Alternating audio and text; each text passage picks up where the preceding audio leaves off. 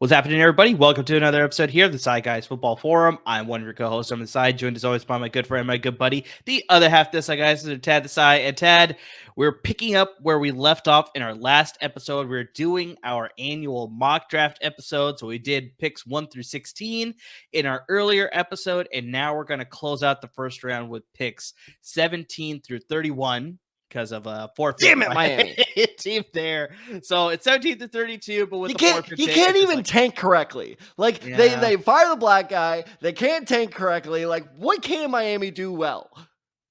Yeah, so hurt their quarterback apparently. Closing out the first round with 17 through 31. That's going to be the picks that we got here. But Tad, really quick, before we get into the second half of our draft, let's really quickly recap our 1 through 16 picks, because we did make some trades that happened in the previous episode. In case you didn't get a chance to listen to that episode, this is a good chance for you to sort of recap as far as what happened in that episode. But yeah, make sure you tune into that episode. There's a lot of great stuff that happened there.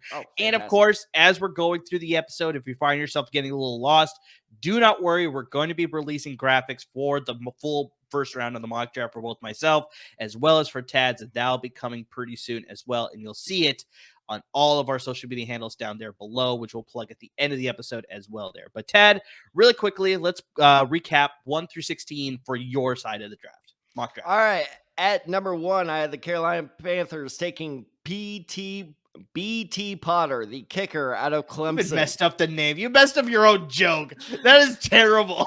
And I forgot to do Jake Moody again. Yeah, exactly.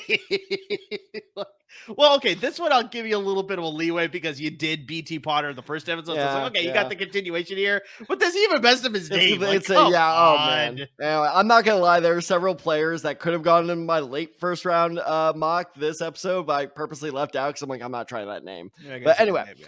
Carolina, first overall, selects Bryce Young, the quarterback of Alabama. Texans at number 2 takes CJ Stroud. Cardinals at number 3, Will Anderson. Indianapolis at number 4 takes Anthony Richardson. Number 5, the Seahawks take Tyree Wilson, the edge rusher out of Texas Tech. At number 6, I had my first trade. That is the Tennessee Titans trade up to take Will Levis, the quarterback out of Kentucky. They trade with the Lions. We'll get to that in a bit. The Las Vegas Raiders at number 7 take Peter Skoronski. Atlanta Falcons, number 8, take Christian Gonzalez, the corner out of Oregon. Chicago gets their man, Jalen Carter, defensive tackle, number 9. Easily my favorite pick of this entire mock. Philadelphia takes Devin Witherspoon, the corner out of Illinois. Detroit, now at number 11, takes Michael Mayer, the tight end out of Notre Dame. Houston gets their receiver of the future, hopefully not, in Jackson Smith-Njigba, wide receiver out of Ohio State. The New York Jets, a.k.a. the Green Bay Packers, because that is definitely where this player is going to end up, take Luke Van Ness, the edge rusher out of Iowa. New England at number 14 takes Bijan Robinson, the running back out of Texas. Green Bay at 15 takes Dalton Kincaid, the tight end out of Utah. Amir, I love what you said. This is what they should do. Will they do it? Probably not, so. But yeah, we'll see. Maybe this is finally when they, smarten up. And then Chicago trades back into the first round to end my 16th pick, taking Paris Johnson, the offensive tackle out of Ohio State. That's not bad. That's not bad. So recap of my 1 through 16 picks from the previous episode. Number 1, I got Bryce Young going to Carolina. Number 2, I got CJ Stroud going to Houston Texans. Number 3, Will Anderson going to the Arizona Cardinals. Number 4, I got Anthony Richardson going to Indianapolis Colts. Number 5, I got Jalen Carter going to the Seattle Seahawks. Number 6, I got Tyree Wilson going to the Detroit Lions. Number 7, I got Christian Gonzalez going to the Las Vegas Raiders. Number 8, I got Miles Murphy going to the Atlanta Falcons. Number 9, I got Peter Skoronski going to Chicago Bears. Number 10 is when I have my first trade. This is when the Minnesota Vikings jump up to swap with the Philadelphia Eagles. They select Will Levis, the quarterback out of Kentucky, here at number 10. Tennessee stays where they are at 11. They select Paris Johnson Jr. Houston gets their second first-round pick here. They take the wide receiver out of Ohio State to pair up with C.J. Stroud, Jackson Smith, and Jigba here at number 12. Number 13, which is most likely going to be going to Green Bay, but if they stay in pick, I have them taking Darnell Wright, offensive tackle out of Tennessee. Number 14 is when I have my second trade, is when I have the Jacksonville Jaguars jumping up 10 spots to swap with the New England Patriots to select Devin Witherspoon, who's sliding to add to that defense to compete for a potential AFC title crown there in the division there. That's pretty weak there, the AFC South. Sorry, Tad. AFC South title crown, you mean? AFC South title crown specifically, yes. But AFC title crown too. Ooh, maybe. Man, that would be quite the we'll reach, see. But we'll see. Yeah. At number 15, I got the Green Bay Packers selecting Lucas Van Ness here. I know you have them taking him at 13, but I have just taken him 2 spots later at number 15 because, I think they should go tight end. They're not going to. They're going to take. No, they're gonna fuck it up somehow. Exactly. And then at number 16, I had the Washington Commanders staying where they are. They select Joey Porter Jr. out of the University of, well, not the university, but Penn State University. That's what I was trying to say. Penn State University. Yeah. PSU. That's what I've seen. Yeah, I guess it's not. Yeah, it definitely would be University of Penn State. Yeah, that doesn't sound right. No, it's not. It's Penn State University. That's the correct one. All right. So that's a quick recap of 1 through 16. Let's kick it off in today's episode with pick number 17, and that is the Pittsburgh Steelers on the clock here, Tad. Where do you think they go here with that number 17 pick? So this is a guy that's already off the board with your mock, but with my mock, this is where he finally goes off. I think the Pittsburgh Steelers are going to go with Darnell Wright, the offensive tackle of Tennessee. I think that, Kenny Pickett showed enough promise. And yes, I am still all aboard the Pickett train. I still am a big believer in him. He wasn't as good as I hoped, but he looked good enough to keep investing your future in him. Keep making sure that he has the, surrounding talent around him to set him up for success. So this is why I was very, very tempted to go with corner here or go with secondary. That is a big need in Pittsburgh. But I think, look, if Pickett's your guy, you got to invest all the way in there, and tackle is a massive, massive need there. So I think Darnell Wright is a little bit more polished than Broderick Jones, who is now my top tackle on the board now that Wright is gone. So I think that's why they go for him. Is Broderick Jones is a bit more of a project. Wright is a bit more, ready to start right away. Not saying there won't be growing pains there, but I think he's a guy you can plug in and trust to learn along the way. So I think they're going to go right here to continue to support Kenny Pickett. We're like-minded, so I think they do go at the tackle position here as well. But in my draft, Darnell Wright's already been drafted here, so I actually have Broderick Jones going at this position. And if that is the case, excellent pick as well.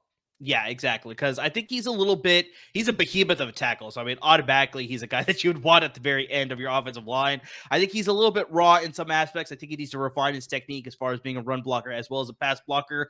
But there's a lot that you can work with from day one. So he can be a day one starter. But I think you had to go with some growing pains because a guy of that size, sometimes the technique is just not as refined as you want with the more average height and build that you want with the offensive lineman. So I like the pick here. I definitely think you need to protect for Kenny Pickett. You need a block for the running game. So I think they go offensive tackle here. In this case, Broderick Jones. For you, Darnell Wright. I think they're both excellent picks here to address the offensive line. So let's get to number 18 here. So this is where I had the Detroit Lions, but I think you have a different team here, right? No, so Detroit stays at 18. They did not give up 18. Detroit stays at 18. Okay, so they just trade out of 6, and they're at 11, and then they stay at 18. Okay. Exactly. That's why it's such a great trade for them, because they're like, okay, we moved back a couple spots, and we're still at 18. And here is why it's such a great trade for them, is because, yes, you missed out on, Tyree Wilson, you missed out on Will Anderson, but they get another good edge rusher here in Nolan Smith, the outside linebacker from Georgia. Now, I was tempted to go Myles Murphy here. At first, I did have him slated, but the more I thought about it, I think Nolan Smith brings a little bit more versatility to that defense. I think that you pair him with Aiden Hutchinson, it just makes more sense scheme-wise with Detroit. So I think Nolan Smith, some of these combine freaks tend to slip. I don't even know if this counts as a slip for him going to 18. I feel like this is the perfect spot for him. But I think that this is where they get their edge rusher, because this edge rusher class is so deep. That's why they went with Michael Mayer. If you need a reminder, Michael Mayer went at 11 for Detroit. So now they get their tight end. Now they get their edge rusher, A+ first round. Yeah, that's not a bad addition at all if they decide to go in that direction. But if you go to my mock draft, I actually have them taking Tyree Wilson with that number 6 pick because they don't have a trade there. So they have addressed their edge rushing position. So here is where I think they go tight end. So I have the same exact pick that you have, just I'm going a lot later. It's Michael Mayer, the tight end out of Notre Dame. They definitely have a hole at that position with the trade of TJ Hawkinson, which you brought up in the previous episode. So they definitely need to address the position. You get a guy who can be utilized in both the passing game as well as the running game. He's just one of those well-polished prospects in this very deep tight end class. So you could possibly think that they may decide to take one later. But when you have the ability, when surprisingly you don't have a lot of holes to fill, you can sort of go with a little bit more of a quote-unquote luxury pick that I'm doing in quote marks here. And I think you go with Michael Mayer to sort of supplement your offense as well as supplement your passing game as well as the running game with a great prospect here in Mayer. So we're both like-minded. We both like Detroit taking a tight end. You went a little bit earlier with yours with the trade, obviously, but I think we both like Detroit taking a tight end at some point during this, middle of the first round for sure. Yeah, and it's one of those things where, again, offense was such a strength for Detroit that you need to continue to bolster that strength. You need to just rely on that, especially while, yes, they invested a lot in their secondary this offseason, but your secondary is still pretty middle tier at this point. So I don't think your defense is really that dependable. We saw what the offense can do, especially, don't forget, with the addition of David Montgomery, which I think is an upgrade over Jamal Williams. Hot take, maybe. I think that this is where their focus needs to be. So it would be very shocking if they left this first round without a tight end. Yeah, exactly.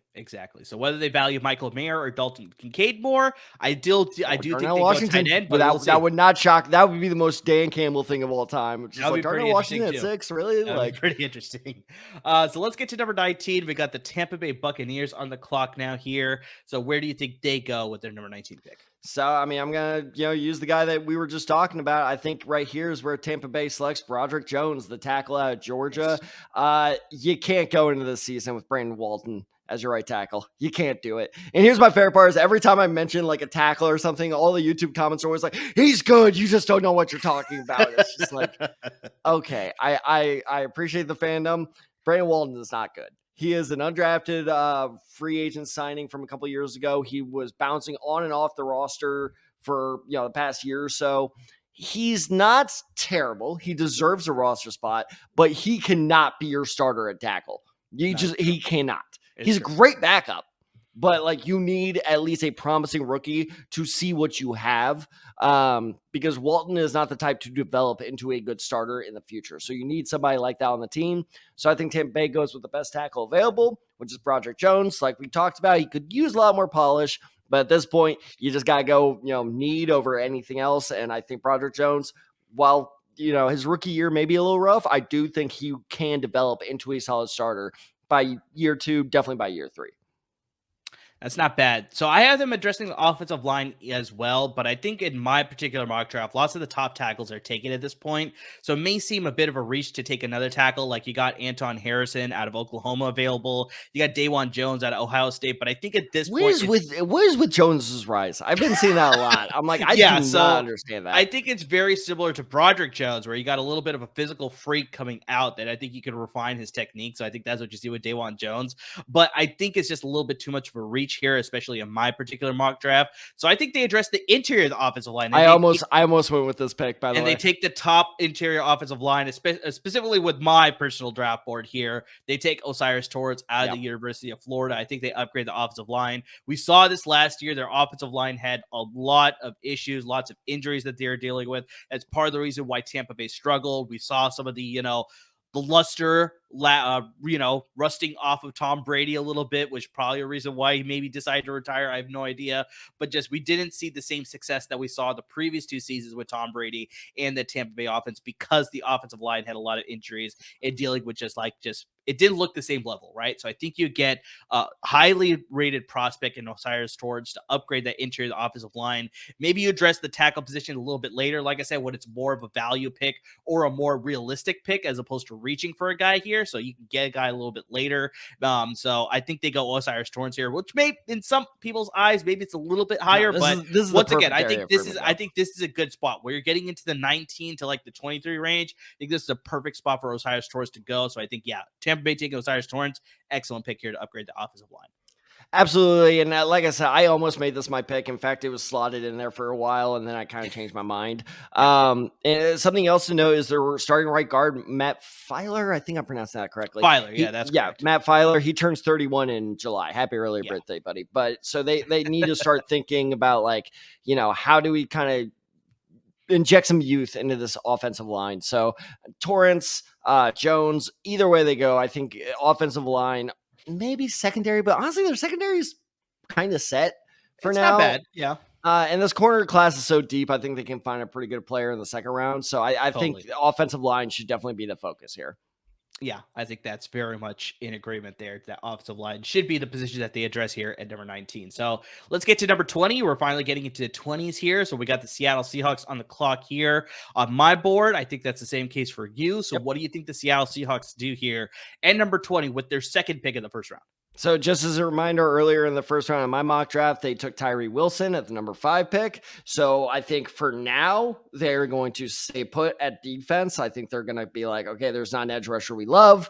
Let's just leave it put. Myles Murphy, definitely possible. Not a bad pick at all. But I think because I love this player so much and he's only slipping because of his positional value, they need to go with the offensive line here, protect Geno Smith, start building that offensive line, in the trenches again. So this is where I think O'Cyrus Torrence goes. I think that would be a great pick for Seattle. I think that would really help their strong running scheme offense. I think that's, for some reason, I just have a gut feeling that this is a perfect pairing. Is Seattle's style of offense with that kind of aggressiveness fits Torrance's play style so well that it's just, I think this is a great, pairing here. So I see O'Cyrus Torrence going one pick later than you. Yeah, that's not bad. I could see them addressing the offensive line, but I think we talked about this as, the YouTube commenters have come after you for your, disdain for the offensive line that the Seattle Seahawks currently have with Abraham. The offensive line sucks. I am sorry. I am sorry, Seattle, but good Lord. So I think in my eyes, I think they probably could use an upgrade, but I don't think they'll go in that direction. I think they scared you off. I see what happened. No, but I think they see a player dropping that has extreme value, especially the fact that he's still available at the number 20 selection here. And you look at the receivers that they have. They have DK Metcalf. They have Tyler Lockett. But behind him, it's not all that great. They got DS Eskridge. They had Marquise Goodwin for a little bit, but nobody that you could consistently rely on. That's why the fact that this guy is still available at number 20, Jordan Addison out of USC. You add this guy as a number 3 player on that roster there, especially when you look at possibly, Tyler Lockett retiring in a couple of years. Jordan Addison could just take that role, but just the fact that, they can draft a guy of his capability. You got Pete Carroll with the USC connection. I'm pretty sure he did a lot of scouting with this guy too. And the fact that he's slipped this far at number 20 and they're able to select him to supplement that wide receiver core, that's just insane. He's going to be an excellent third receiver. And as a Niners fan, I absolutely hate the fact that this is an excellent pick by the Seattle Seahawks. So Jordan Addison going to Seattle Seahawks here at number 20. And just like that, I heard 1,000 LAFB writers scream out in terror. Very accurate. Because we're gonna get to our next pick here, and that is pick number 21. This is where we got the Los Angeles Chargers. This one was rough. The Los Angeles Chargers are now on the clock here at number 21, and there's a lot of predictions out there, mock drafts that I've seen, even talking amongst our LAFA network crew, that they may decide to go receiver, especially with the news recently that they traded Allen Robinson away to the Pittsburgh Steelers. So now they have an opening there. That was the LA Rams. That was the LA Rams, yeah. So, we got the Chargers here. So I confused the two teams. It's LAFB Network, so I confused it. They're both blue and yellow. They both play in LA. It's LA. not there. They're setting us up for failure here. I know. So that's my mistake. They had not traded Allen Robinson because they didn't have Allen Robinson to begin with. But you still I would just like to point out that I called that was a bad signing at the time, but no, Tad doesn't know what he's talking about.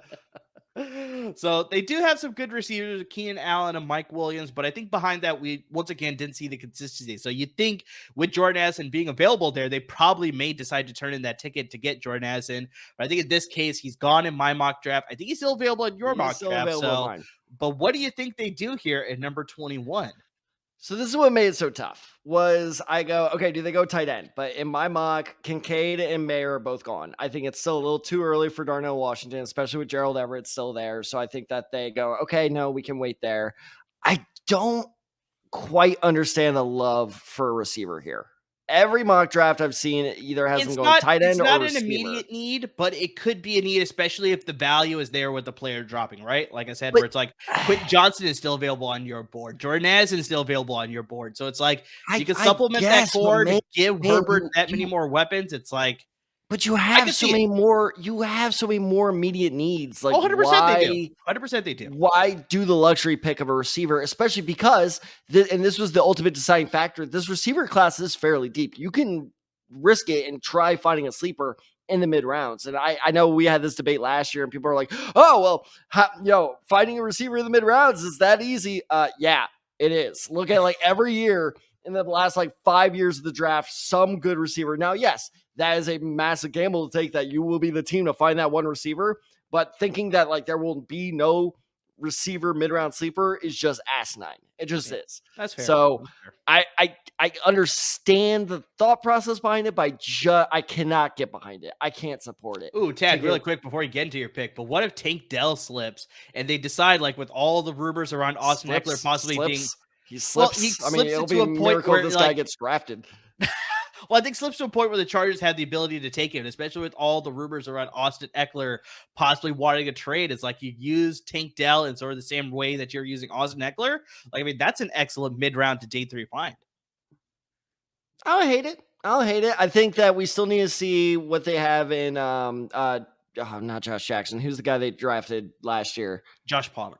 Not Josh Palmer. He's the receiver. Oh, you're talking about the running back, Josh Kelly, then. Josh Kelly, thank you. I think Josh Kelly, see, all these Joshes. So many Joshes. You're joshing me. Exactly. Nailed it.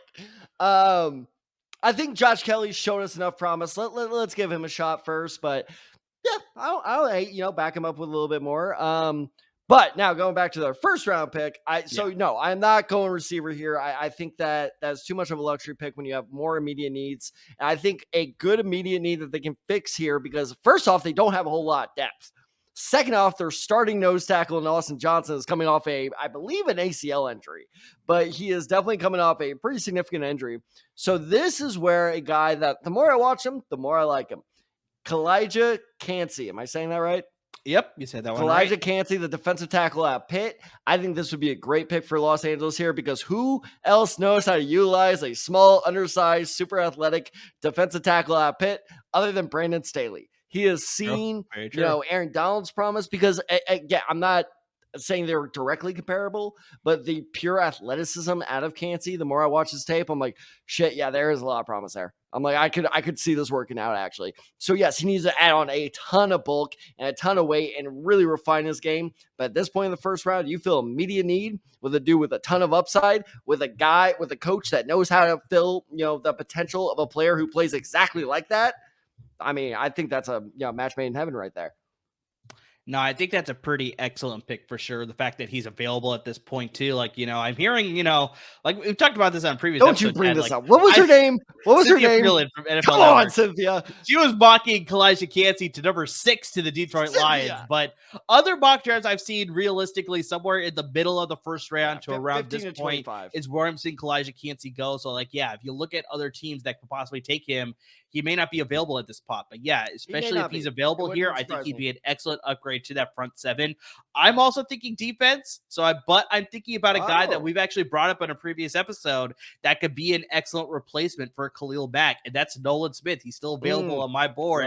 He's available here. I think you add him. He's going to learn for Khalil Mack. He's going to be an excellent supplemental piece with Joey Bosa as well, obviously, and Khalil Mack for a little time that he's going to be there. If they decide to move on from him, he'll be an excellent replacement piece for them. He's able to play the outside linebacker position, drop into coverage. He obviously come in and be a pass rusher. Like, I mean, he'd be the perfect type of guy to sort of be that replacement for Khalil Mack if you decide to move on, or if you decide to keep him and he decides to finish his career in Los Angeles.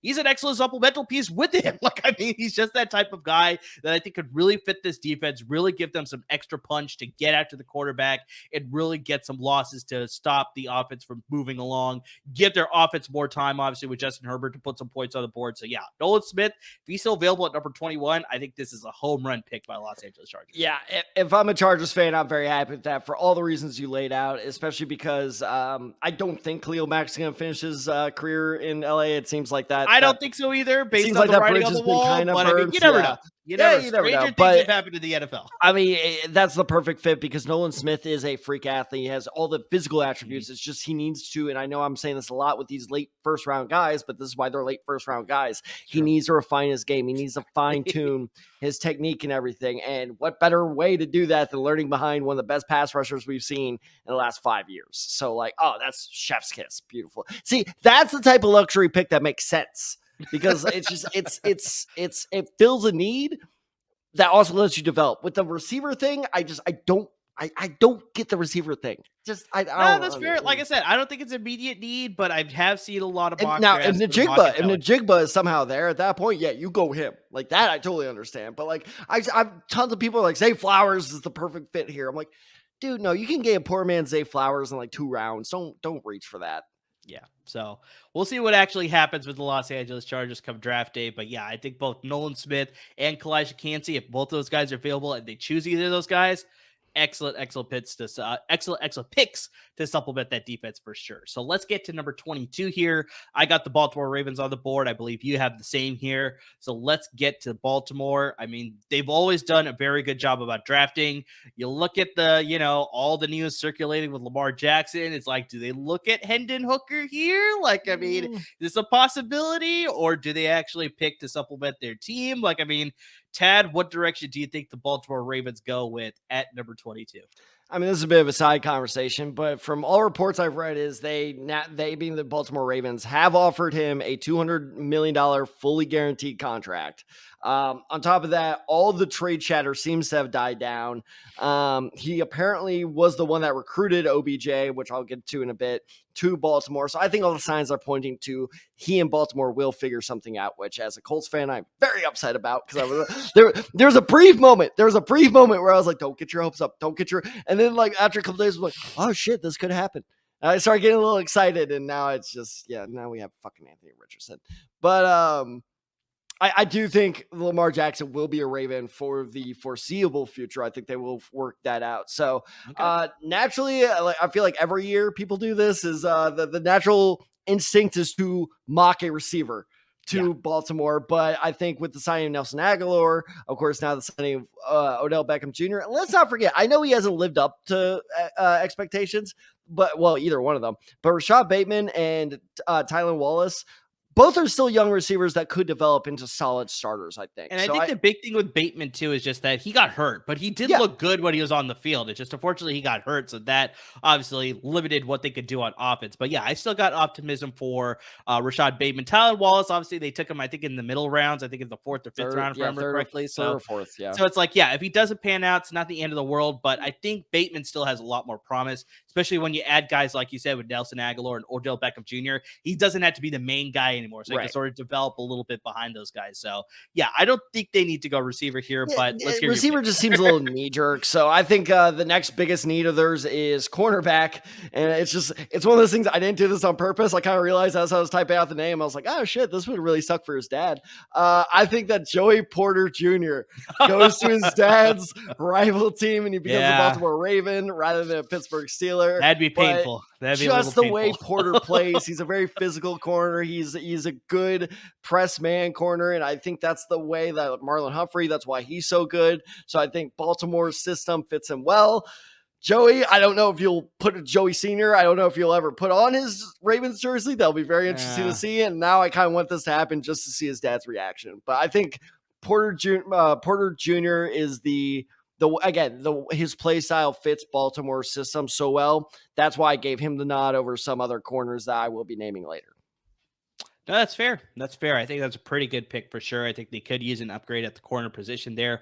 I think they go defense, though, but I don't think they go corner. I think they go with the edge rush. I think they supplement the edge rush a little bit here. So I see Will McDonald, the 4th out of Iowa State. I see him walking here to the Baltimore Ravens. He's the perfect type of guy. Like, I mean, Ted, we've talked about this all the time. That's just the Ravens find these guys at where they need to draft, especially because they're always drafting at the back half of the first round. And yet they always be lucky into some of these guys that just like develop. Always. How does this happen? How is it? It's not fair. that's just props to Ozzie Newsome, the former GM, and now Eric DeCosta. They just have a good system there, good scouts, whatever it is. So they get a guy like Will McDonald, who has a lot of talent, who could contribute in his rookie season. But I think he's got a lot that he could develop, and he's landing in the right situation with the right team that he could fully develop and become, like I said, just the long list of former Baltimore Raven pass rushers that have been there, like Terrell Suggs and Matthew Judon and Tyus Bowser, who's still on the team. You got Paul Kruger. Remember Paul Kruger, Tad? For a brief time, he was dominant with Baltimore. Where did Paul Kruger go to college? Where did he go to college? I have no idea, but I know he was a Ute. Okay. I do remember, though, that he cashed in his success with Baltimore. He went to Cleveland. Sergio Kindle before he broke his head.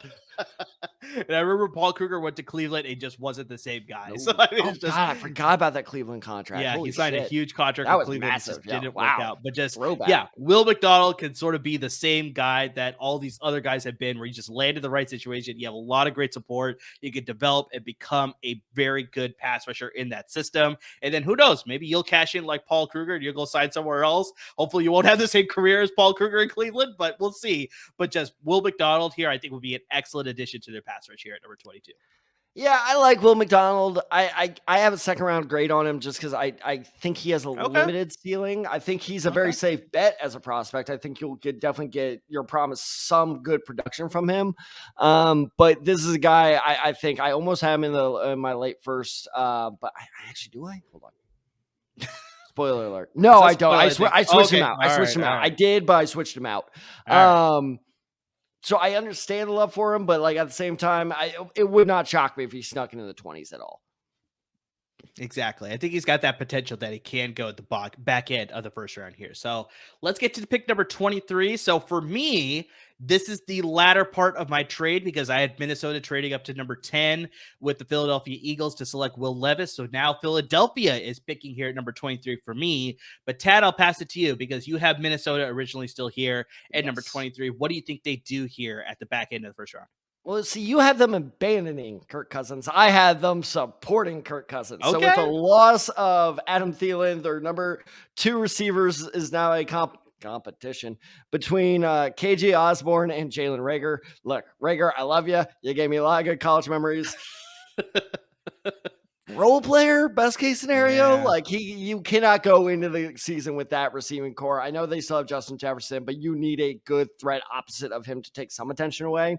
So this is where I think Jordan Addison, the receiver out of USC, goes. That'd be pretty dangerous. Exactly, because like what was Thielen's whole deal opposite of Jordan Jefferson? He didn't stretch the field. What he did was the crisp route running made him like kind of the short to intermediate threat, while Jefferson was the deep threat. That is the exact role that Addison can fill immediately. Like his route running is probably the best of a receiver in this year's draft, maybe Njigba, but obviously that's just a pipe dream of him falling all the way to Minnesota unless they trade up. So I think they go with the second best route runner in the draft this year.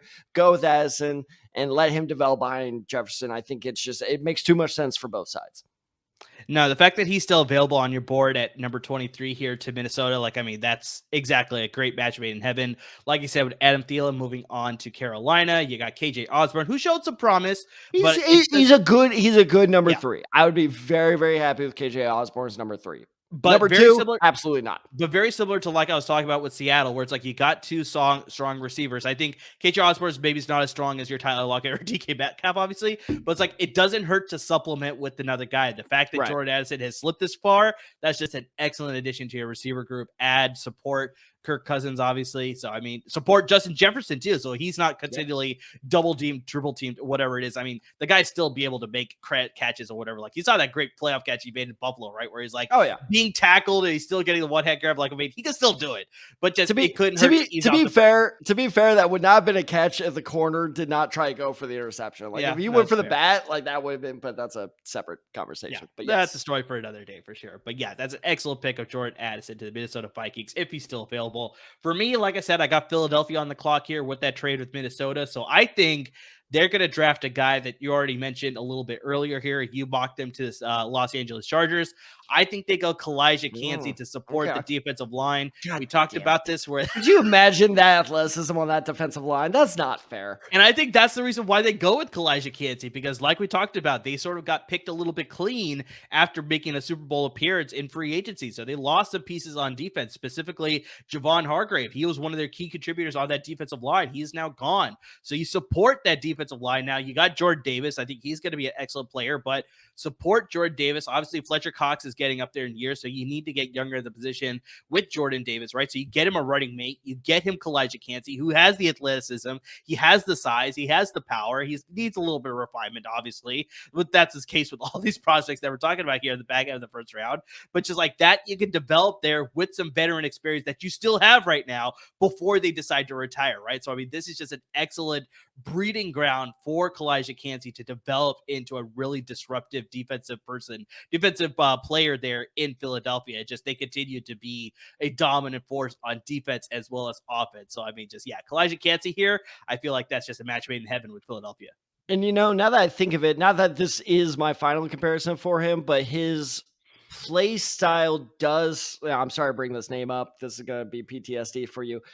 Does kind of remind me of a young Hassan Reddick, of just like a young, very physical. I'm sorry, but it does. It's not as bad. It's not as bad when our friend Kerry Krogert on the LAFB Network dropped that. Didn't Jaquaski Tart drop an interception and they lost again? I was like, why are you ruining my Monday? I didn't do anything. That hurt worse. But yeah, no, because I remember Reddick in college as well at Temple, if I'm not mistaken. Yep, I was watching his tape, way back then, and I kind of thought a lot of the same things of Kancey and Reddick. I had a lot of the same notes of like, okay, really athletic. I can see the promise, but like, I'm not sure where they go. Are you a defensive end or are you a defensive tackle? It turns out Reddick is like kind of both. And like, will this athleticism ever develop? And I remember texting you after he killed Brock Purdy, being like, since when is Reddick the quarterback killer? I'm like, when did this happen? And it took years and years to develop, but now he's a legitimate pass rushing threat. And I could definitely see that in Kancey's future, especially if he's in fucking Philadelphia. Like I said, I think it's a match made in heaven if he's available there. I think Philadelphia would be, misaligned if they decide to go in a different direction. But yeah, I think Kancey here is an excellent pick for Philadelphia if they decide to trade back, and he's available here at 23. So let's move on to number 24. This is the second part of my second trade that I had. So I had Jacksonville trading up 10 spots with New England to select Devin Witherspoon. So now New England is on the clock for me here at number 24. But Tad, I believe you still have Jacksonville on the clock here at 24. So what do you think they do here at 24? Positionally, I agree with you. Your earlier pick with them taking Devin Witherspoon. I really hope that doesn't happen because that'd be a match made in heaven. Right now, I think they go with the best corner off the board, which at this point is Deonte Banks, the corner out of Maryland. Absolutely crazy athlete, would be a great corner opposite Tyson Campbell, who unfortunately also is looking like he's going to have a very long, good NFL career. I'm very upset about that. So I think that while Banks has a lot to work on, and I think that he relies on his athleticism too much. He knows he's a freak athlete, and I'm just not sure how that will translate to the NFL. But I think with good coaching, he will start to develop the skills to kind of make that athleticism a little bit more polished, shall we say? Because God knows we've used refined way too much this episode. So I think that this is a good my thing with Banks is very low floor. Like it would not shock me if this dude busted and ended up being the next like Ty Hill. How about that for a very early 2000s deep cut?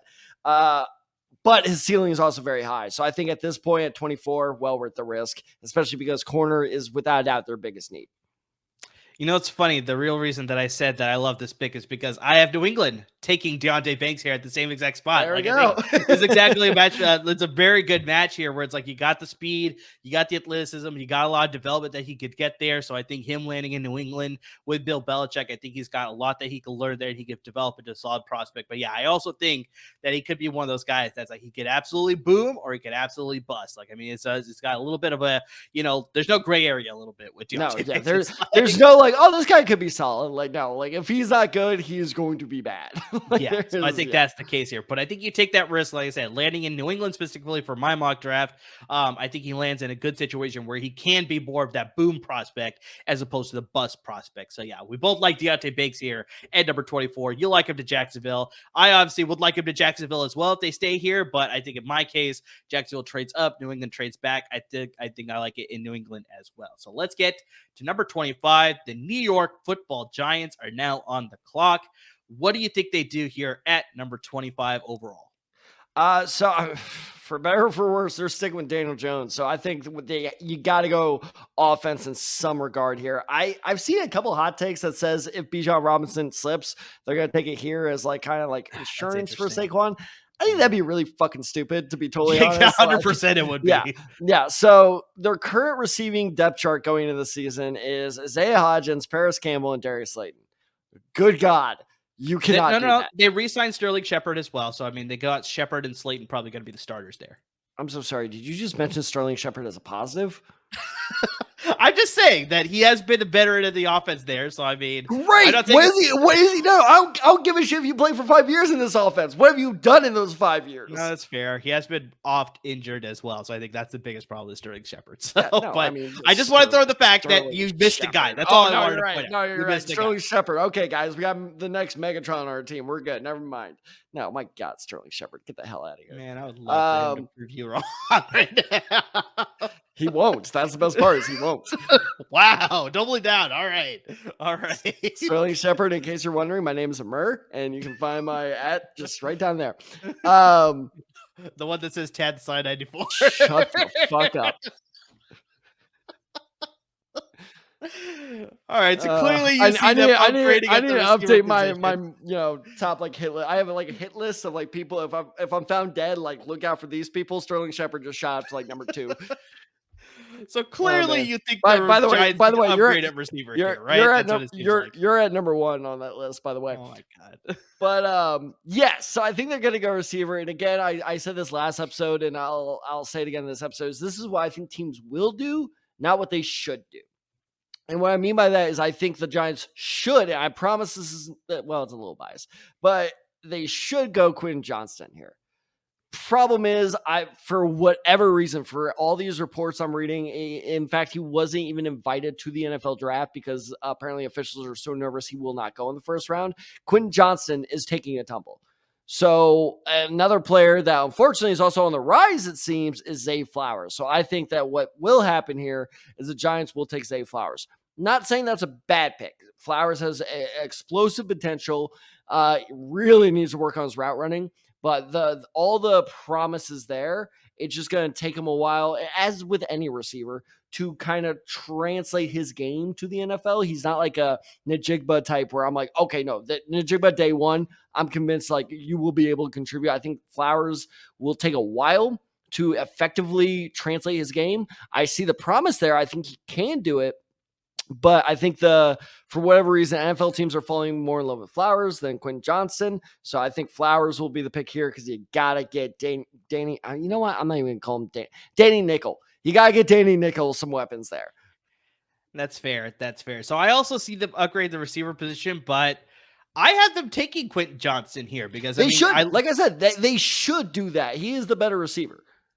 I think, they look at him and they see the speed potential, and you look at this team, they traded for Darren Waller. They obviously re-signed, I know you're not a huge fan of him, but Sterling Shepard. They re-signed Darius Slayton. They obviously have Wan'Dale Robinson, who I think is like a little bit of a clone of Zay Flowers. Like, I mean, you see the small, shifty receiver who could get open at times. So I don't think they'd replicate the same type of guy by going with Zay Flowers. I think they get the physical, big guy in Quentin Johnston, who also has the speed, who I'm not saying is a polished prospect. We talked about this before. I think he has a higher ceiling that he can get to. And I think if he lands in a situation where he's not going to be asked to be the number one guy out of the gates, I think he could develop a little bit better here, and he could be that type of number one receiver maybe down the road for them.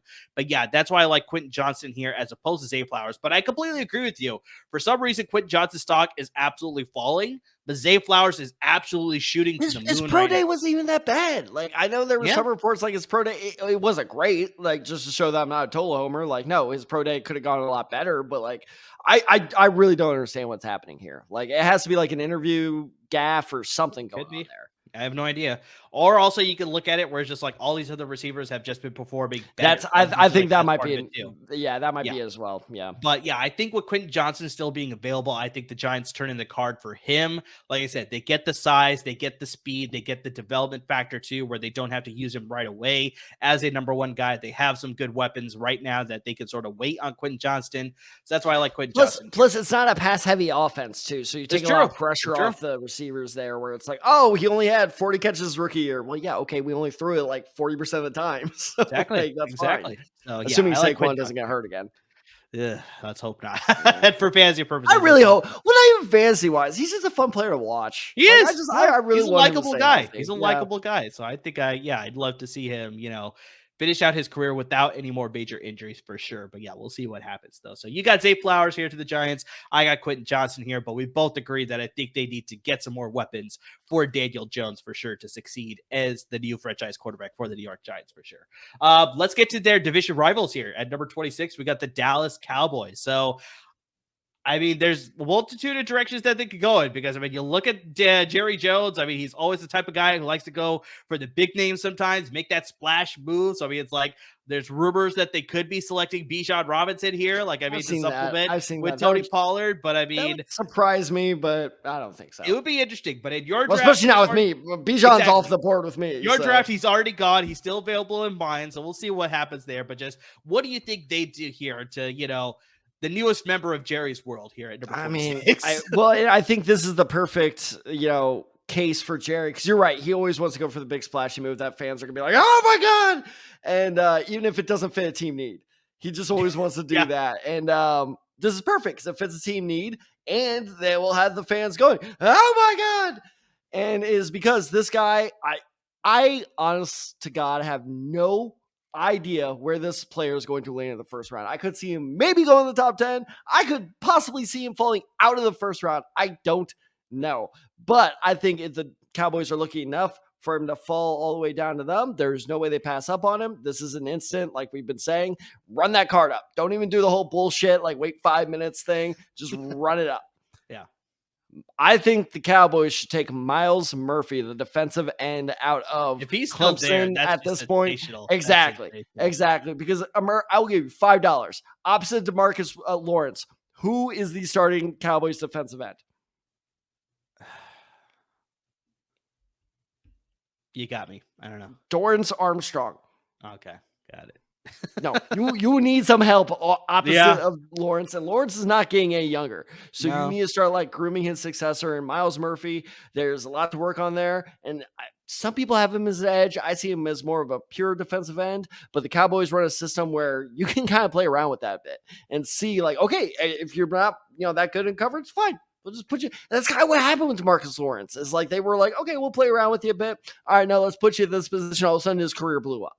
So I think this is a perfect place for him to go. Unfortunately, I think this is a home run pick for the Cowboys. If he slips, Cowboys fans will be happy. Jerry will be happy because he got the big Clemson star. So it's just, it works out for everyone. So I think they make a splash move as well, but I think they fill a position that was actually recently vacated. So Dalton Schultz is now a member of the Houston Texans. I almost did this.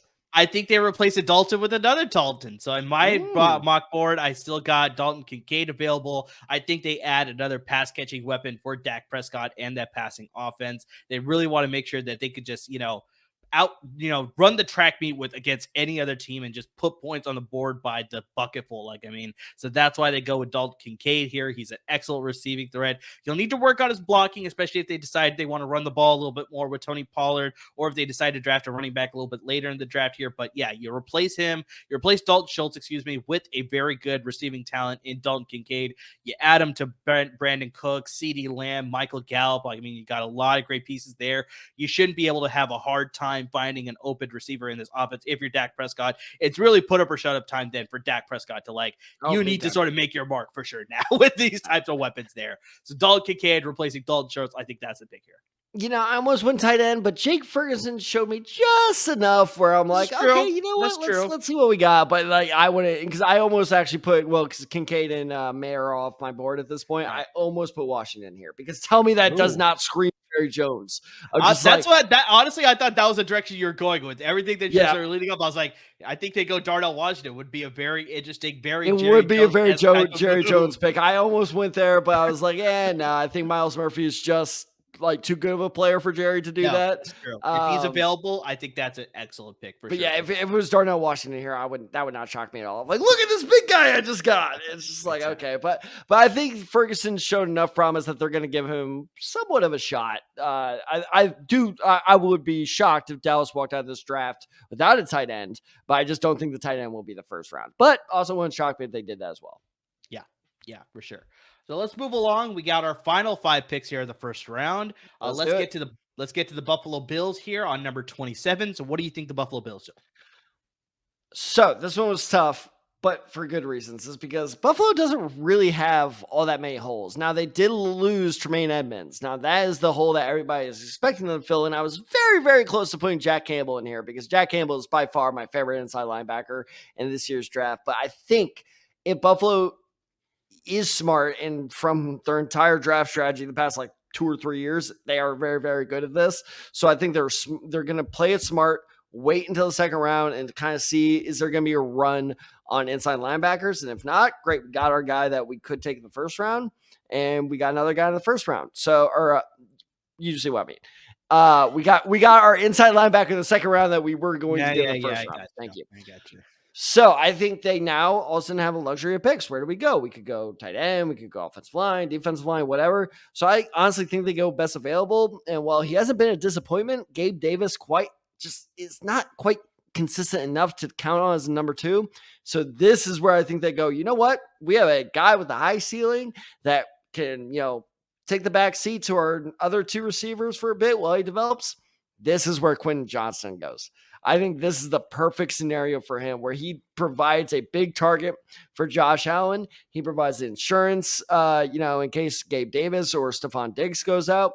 And let's not forget, too, there have been rumors that the Stephon Diggs-Buffalo Bills relationship is starting to crumble. So it might not be a bad idea to start looking for a successor there anyway. So I think Quentin Johnston is a perfect situation for him. Very low pressure. You don't need to, give us 8 touchdowns. You just need to be good enough to prove that you were worth it. So I think that this is the area where he goes.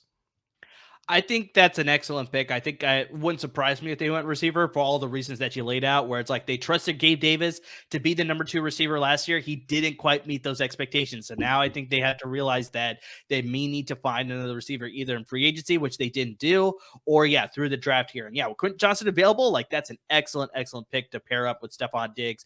And of course, Gabriel Davis to sort of be that sort of supplemental piece now, as opposed to being the true number 2 option in that offense. But I think they address that linebacker position here. So some people may say it may be a little bit of reach. I don't know if there's any linebackers that you think, but if it's your biggest need, go for it. But exactly like you said, where it's like if they don't have many other holes and their linebackers available there and you don't know what's going to happen with the linebacker run in the second or third round, I think you need to get your guy because you want to be able to fill that 100%. Position here. So as much as I want to say Jack Campbell, I'm not going to because he is my favorite. He is my favorite linebacker on my board as well, but I'm going to go with Drew Sanders, linebacker from Arkansas. And here's the reasoning. He's one of those guys that he could play the linebacker position too, but he's also a guy that I saw on tape that he could come in to rush the quarterback. And those are the types of linebackers that Buffalo likes to use in their system there, because Tremaine Edmonds, as good as he was, they also like to bring him in as the pass as well as in coverage. So I think Drew Sanders is sort of that guy, a little bit more of a hybrid linebacker that he could drop into coverage. He could also come in as a pass rusher as well. So they could sort of use him wherever they want on the field a little bit, kind of like Micah Parsons to an extent that Dallas is using, where they're using him as a pass rusher. They're also dropping him back as a traditional linebacker in coverage as well. So I think that's why they go with Drew Sanders over a Jack Campbell, because of that pass rush ability that they can sort of utilize in multiple different ways. Because especially with Von Miller being out for majority of last season, you kind of need a little bit of insurance in case that happens again. He can't sustain the entire season, with some injuries that he's dealing with, or if he sustains some more injuries. Like, I really have no idea. So you want that added insurance of a guy that you can rely on to get after the quarterback as well, especially when you're playing in a tough division there in the AFC East with, the teams that they have there. So I like Drew Sanders here for them to take here. But yeah, I still agree Jack Campbell's number one on my board. Here's why I said no. Is because Drew Sanders might be the fourth inside linebacker on my list. I'm still finalizing the list, but he's too much of a tweener for me. Exactly like what you said. He is not a true starting inside linebacker. In fact, I have him kind of listed as inside linebacker / safety, is a lot like Isaiah Simmons was, or a lot like this worked out well, but Budda Baker was. Who else am I like? It's one of those players where they're not quite big enough for middle linebacker, but they have enough coverage skill. I don't know. I don't like these tweeners anymore. They're so risky. Most of them end up busting. I think that you should go with, Jack Campbell or Trenton Simpson. One of those two is just a safer bet to truly fill that hole in middle for you, rather than get too fancy and try to be like exactly like what you said, like, oh, we can play him everywhere. Well, the problem is when you play him everywhere, he can't develop in one area, and so he gets stretched too thin. So it's just, I don't know. Drew Sanders, the more I watch him, it's nothing against him personally, but it's just his play style. I don't like it. I think teams are just going to try to do too much with him. I don't see a good NFL future for him. All right, we'll see how it plays out there. We'll see exactly what direction Buffalo goes in. But let's move on to the Cincinnati Bengals here at number 28 here. So what do you think the Cincinnati Bengals do here at number 28? All right, so with the 28th pick, the Cincinnati Bengals, hold on. I'm getting some breaking. Oh, that is a tall order, my friend. I'm pretty sure you've done something worse. Yeah, that's a little bit of extreme. Anyway, this is where my third and final trade of the mock draft comes in. Amir, do you want to guess the team who's trading back into the first round? Seattle? No.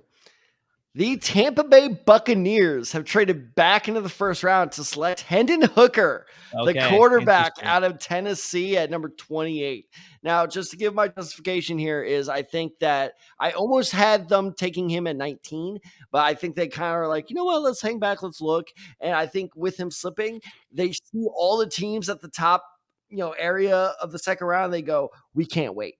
We cannot risk having him fall. And apparently from all reports, they are very interested in Hendon Hooker. They've had him in for a visit. They really like him. They were there at his pro day. So I think the interest is very strongly mutual there. And I think they realize if we wait until the second round where our pick originally is, he will not be there. And I think that's a very, very safe bet to make. So I think they will trade not whatever it takes. I don't think they'll give up like a next year first or anything, but I think they will give up a fairly sizable offer to get back in the first round, take Hendon Hooker, let him learn behind Baker Mayfield. I would say let him learn behind Kyle Trask, but let him beat Kyle Trask for the backup.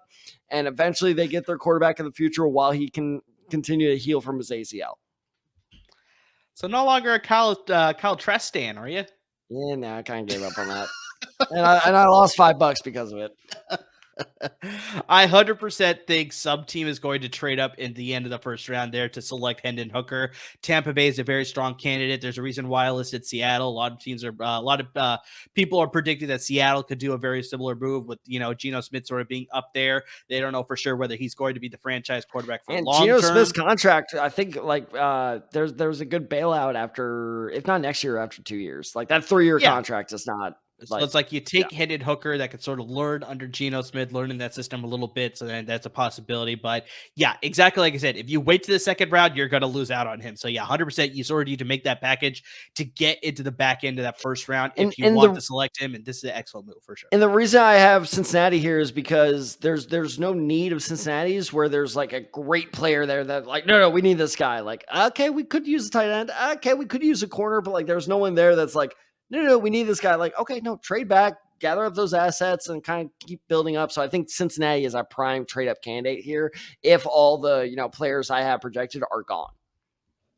No, I think this is a very good trade down spot for Cincinnati, but I'm going to stay and have them select a player, and it's actually going to be at the tight end position. So I think this is where I see Darnell Washington going as the, number 28 pick here to Cincinnati, where they lost Hayden Hurst. He is now a member of the Carolina Panthers. They did sign Irv Smith Jr., but so far his career has been very lackluster, to put it nicely. I think that's the best way to put it. Inconsistent is a great word as well. So I think you get a guy in Darnell Washington who could develop. He's a great run blocker. He's obviously a great receiving threat too. I think just like we've talked about before, there's a lot of potential with him. So you just need to realize it there in Cincinnati. He can block. He can, like I said, receive. So I think he's got a lot of promise there going at the end of the first round. He doesn't need to be a star right away. He could just sort of sit there and develop, take his time there. They have Drew Sample on the roster as sort of like a, stopgap solution. Obviously, they did sign Irv Smith, like I said. So they have these guys who can fill in a little bit. But obviously, you don't need the tight end position to do that much when you have Jamar Chase, Tyler Boyd, and T. Higgins on your roster, right?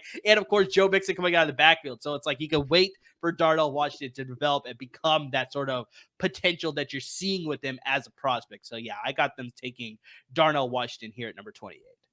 Yeah, I like it. I mean, yeah, like you said, I just think it's, for me, I think it's just give Irv Smith a chance to see, like, okay, what do we got in you? Maybe this is a fresh new start, but I mean, as you know, I love Darnell Washington, so I'm not going to say anything bad about this pick. That's a dream scenario. Like Darnell Washington with Joe Burrow. Woo!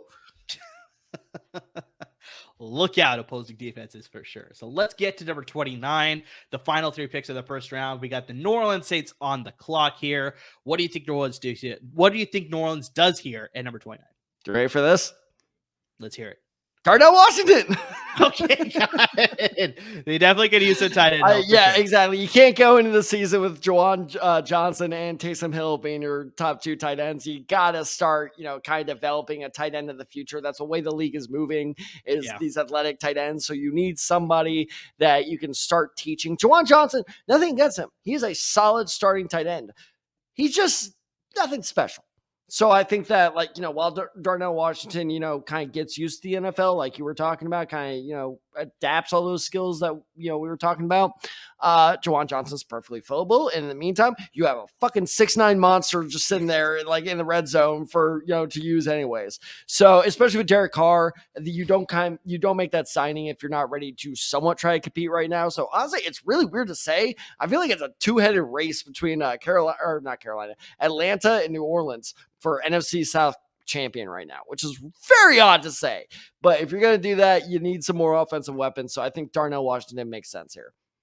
No, I think that's a good pick for sure. I think they also add to the pass catching weapons that they have there. I don't think they go tight end, obviously, because my top three tight ends are off the board here. I think on my board, he's still available. It's Zay Flowers, the receiver at Boston College. Jesus Christ. You obviously had the issues with Michael Thomas dealing with injuries. Jarvis Landry was signed. He had injury issues. Chris Olave was like the only healthy Saints wide receiver that they had for a long time there. So I think they need to supplement that wide receiver group, because I think Michael Thomas, he's a very incentive-laden contract that he has now. So, I mean, there's still no guarantee that he's going to be able to play all 17 games on the schedule. Jarvis Landry, I mean, he pretty much looks like a shell of himself now. He doesn't look like the same Jarvis Landry that we're used to seeing. Chris Olave is great, but I think you need to add to that group there. So the fact that Zay Flowers is available, I think you select him, you add to that group. Like you said, New Orleans is sort of in that compete now mode with the NFC South being wide open. You signed Derek Carr. I think you need to make sure that you're giving him enough weapons to make sure that he could sort of make the most out of that offense. Also, one thing we got to add in, just we don't know what's going to happen with Alvin Kamara. So with the issues with the running game, I forgot about all that. So, I mean, there's a possible suspension there that could be coming down for the league, right? Holy shit, Bijan Robinson is still on your board. He is, but I think in this case, I think they just signed Jamal Williams, so I think he's going to be a good stopgap for however long Alvin Kamara is going to miss some time. If he misses some time, I think he will, but just we don't know how long. And so you need to make sure that your offense can put some points on the board, because that was some of the issues that New Orleans had last year. So now you get a guy like Zay Flowers, add to that receiver group, give Derek Carr some weapons. They can compete on offense then for sure. So let's get to number 30 here, Tad. So I have the Philadelphia Eagles at their original pick because they were just in the Super Bowl. I think you also have Philadelphia here at number 30. So what do you think they do? I'm out of trades. No more surprises. Okay, yeah, no out of trades. Okay, I just want to make sure. Yeah, okay. So, well, I will say I will have one more surprise, because as we brought up a couple of episodes ago, we were like, safety's not going to go in the first round. Not so fast, my friend. Brian Branch goes to the Philadelphia. Exactly. Exactly. I put it on my Brian Branch mascot head. I think the Eagles would be very smart to take him. He is easily the best safety in this year's draft, and easily. And so I think that he can live. He can he can play behind Terrell Edmonds. I don't know where that came from. He can play behind Terrell Edmonds for a year, and big offseason for the Edmonds brothers. By the way, one goes to Chicago, one goes to Philadelphia. But anyway, I think that was a great 1-year deal by Philadelphia. But problem is 1-year deal, and I highly doubt Edmonds is going to re-sign. So I think that Branch can learn for a year behind Edmonds and then fill in to replace him. I think this is a very low pressure situation for him. Philadelphia doesn't really require much for their backups in the secondary, so it'll be a very good no pressure way to do it. And at this point in the first round, you get that this is where you go is okay. It's a point of strength right now. But where are we about to get shallow very quickly? And this is where you get that value. No argument for me because I had the same exact pick here. Oh, there we go. I think we talked about this in our secondary episode. Guys, I swear to God, we do not share our picks with each other. No, that 100% accurate here. I think we talked about this in the secondary episode. The safety class is not that great, to say it lightly. You got like 2 or 3 guys, and then you are fucked. So I think it's a very top heavy with like you said, the very first 2 or 3 guys at the top of that board. So I think with Philadelphia, very similar to what we were talking about with Buffalo, where it's like, if you don't have a lot of holes, you can sort of afford to sort of, quote unquote, reach for one. A luxury pick. But I think in this one, I don't think you're reaching that much. Cause like we talked about, where it's like, where you're looking at, picks 28 through 31 or 32 in most cases, they're sort of glorified high end second round picks. So I mean, it's like you look at a guy like Brian Branch, he's the best safety in this class. And I think with the hole at that position, that you have on your defense, with the loss of Chauncey Gardner-Johnson, I think you take this guy here to sort of shore up that position. Like you said, he can sort of learn a little bit from Terrell Edmonds if he needs to. He can sort of play along him too, depending on what sort of they're free safety that you want to run. They're free safety name, but he's not that good. Yeah, so I think like you could definitely use him as a starter from day one as well. But just I think here it makes more sense to go with the need pick as opposed to like thinking about, is this a reach? I think at this point with your team stacked the way that it is, it's a good pick. I was rough before the Eagles fans come after me. Reed Blankenship is fine. He is a solid starter. I'm sorry. Brian Branch has the potential to be better. Oh, 100%. 100% accurate. All right, so let's get to the final pick here. And this is the defending Super Bowl champions. It's the Kansas City Chiefs at number 31. Where do you think they go here at number 31 to close out the first round? This one has me nervous because I really, really do think this would be a good pick. You might see this too much as a reach. A lot of people might, but I feel like this is a Chiefs thing to do. This is what the Chiefs did with with Clyde Edwards-Helaire, where we're all like, "Whoa, that's pretty early." I think they'll go Jalen Hyatt. Wow, add some speed to that offense. That'd be just, think about nightmare fuel. That's nightmare fuel. Their receiving core is very, very thin right now. And this is not my NFL comp for him, but Jalen Hyatt has the same ability. It's an ability comp. It's not a play style comp to stretch the field just like Tyreek Hill did for them. So I think that's why they do this. It's like, okay, hey, look, we lost Tyreek Hill. This is our replacement. We can at least somewhat replicate what we did with Tyreek Hill with this guy if he works out. So I think at the end of the first round, Jalen Hyatt is well worth the risk at this point because receiver, in my opinion, is by far their biggest hole. Like I said, I would be fearful if I'm an opposing defensive coordinator. You had to face the Jalen Hyatt and Patrick Mahomes combination. Like, Jesus Christ. Like, I don't know. That's what I mean. That's why I think like, yes, a lot of people would see it as as a reach, but it's just the scheme fit with the play style fit. It's too good not to happen. Like it feels like this needs to happen. There's a lot of people that are predicting that there could be 5 receivers taken off the board in the first round. So I don't think it's that much of a reach. And especially like I said, with the fit there, we're thinking sort of go with the more of a luxury pick. That why not add some more speed to that offense and make them for God's sake, their number one receiver right now is Marquez Valdez-Scantling. Like they need a receiver. Yeah. So I mean, like I said, I don't even want to think about that situation if it were to happen. But I think they address the defense, and I think they go with this guy who sort of had his draft stock rise the entire draft season, and I think it's going to pay off for him to be the final pick of the first round. And that is the defensive tackle / defensive end hybrid, depending on where you want to line him up. And that's the guy out of Northwestern, Adetomiwa Adebawore. Adebawore. Like, I mean, I've said this before. You had that name on draft night. If this is the pick, I am not talking that segment. They released Frank Clark, so I think they need to upgrade a position. You pair him up with Chris Jones, who is arguably, a lot of people are saying, better than Aaron Donald at this point in his career now. So, I mean, you're arguing that he could be the best defense tackle in the game.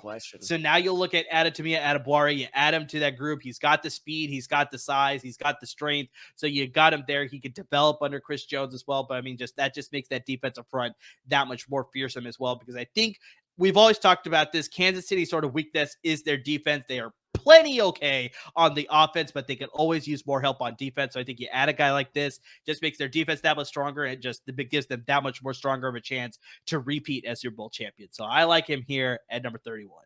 Yeah, now it's funny because not that I don't like him. There's a lot of promise there, but he's still pretty raw. I actually like Will McDonald more. I almost put Will McDonald here.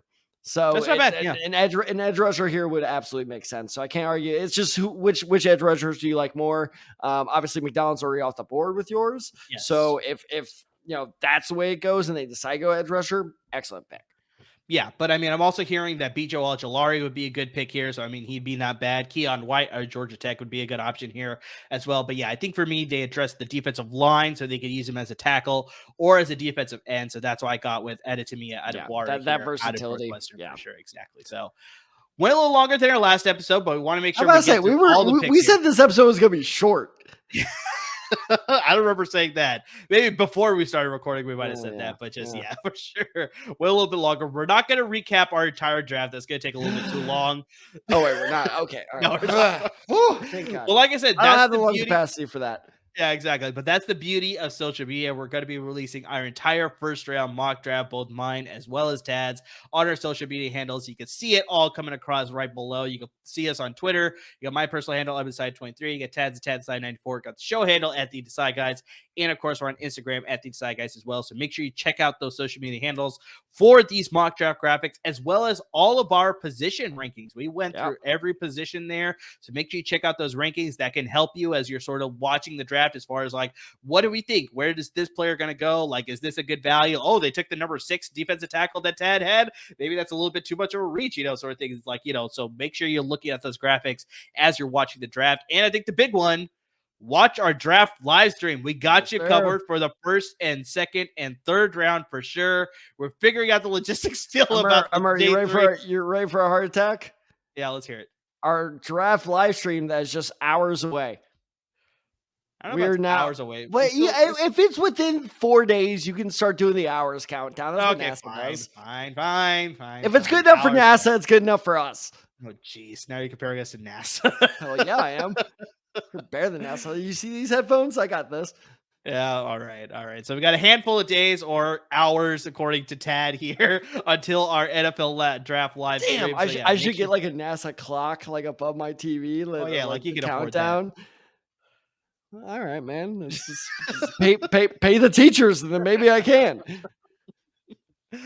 So make sure you're checking out our live stream on all our social media handles. We're also going to be live streaming on LAFB Network's social media handles as well. So wherever you can find a social media handle, make sure you're watching us. We're covering day 1, day 2, a fraction of day 3. So yeah, make sure you're checking us out. We're going to be giving you great content as every pick comes along. Whatever trades happen, if there's fantasy related advice, we're going to give you that instant reaction as well. We got you covered on all fronts there for days 1 and day 2, and of course a little bit of day 3 as well.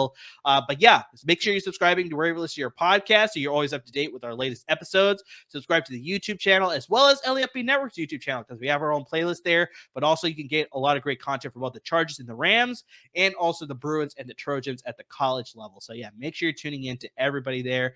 But guys, to everybody who's watching, who's interacting with us, who's listening to the podcast, who's going to check us out for the live stream and interact with us, because there is a comment section. So make sure you're watching and you're interacting with us. You can ask us some questions as things are going on, like who do you think is going to be the next pick, and are you surprised this guy's falling? Like, I mean, you name it, we'll be there to answer it. So yeah, make sure you're watching and interacting with us during the draft. But yeah, guys, to everybody who's already doing everything to support us in any sort of capacity, we can't thank you enough. And if you agree or disagree with any of our picks over this episode or our last episode, let us know. You will not offend us. Like, I mean, anything and everything, guys. That too. God knows I pissed off enough fan bases over the past couple weeks. So what's a couple more? Oh my God, Seattle. So no, let us know, because I promise if you're one of those commenters on YouTube, I will be responding soon in a polite way. 12th man does not like Tad. No, that's they're kind of scaring me off, but eventually I will respond. But guys, like Amir said, is we do love the fan interaction. That's the whole reason we do this. So please interact with us as much as possible, because we got less than 96 hours to go before the draft. So you're not good at math. I'm not. It's just terrible. That's why you said the word fraction, and I had like a panic attack. So as always, everybody, thank you so much for listening. Thank you so much for watching. Cannot wait to share draft night experience with you guys. So let's make it a good one. And as always, everyone, please stay safe.